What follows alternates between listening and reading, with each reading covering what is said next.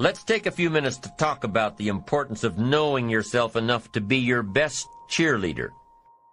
You know, when you thought you were doing what you were supposed to do and were misinformed, the times you thought you had it all laid out and it just didn't work, the times when you burned the midnight oil day after day and it didn't seem to help, it didn't seem to change the end result.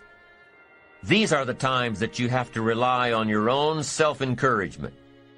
And there are two ways to use self-encouragement. Number one, take responsibility for the missed opportunity or the misrepresentation. Learn from the fact that even though your client wanted it one way and you presented it the right way, it didn't work. Be prepared for the letdowns that happen every so often. Know that this lost opportunity just sets you up better for the next one. Realize that you can make the necessary alterations next time. Make the changes that will make the difference. Study your mistakes and learn from them. Don't dwell on the mistakes. Acknowledge them. Learn from them. Encourage yourself that you're smarter than your bank account leads you to believe. The second way to use self-encouragement: remind yourself that you're bound to get better. Don't get down on yourself. Don't beat yourself up. It's the next opportunity that matters, not the last one, the next one. Now, the last one matters only in that you must learn from your mistakes. But the next one gives you the opportunity to show that you have learned from your mistakes. You can do it better next time. You just have to practice, practice, practice. Keep trying. Keep trying until what? Until you've got it down. If you figured out what went wrong last time, then you know how to make it right next time. If you figured out what it was in your presentation that didn't work, don't say that next time.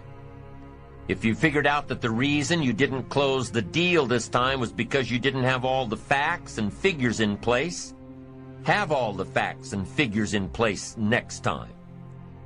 Don't beat yourself for messing up. Pat yourself on the back for figuring it out.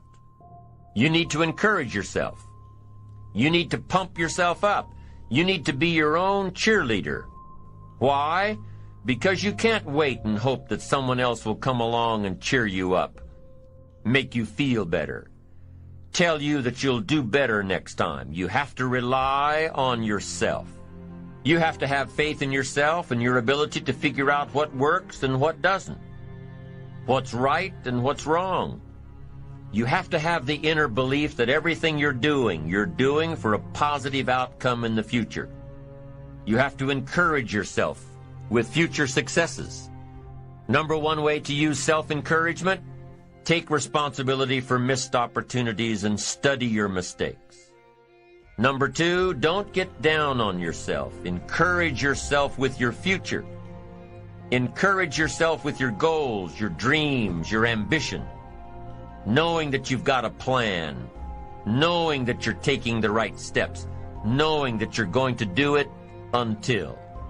When you miss an opportunity, are unprepared for an opportunity, or suffer a setback while realizing your goals, when you miss out, you need to encourage yourself by immediately getting back into line. There's an old cowboy saying, fall off a horse 7 times, and you're a real cowboy. If you fall off a horse, get right back on. If you fall off track, get right back on.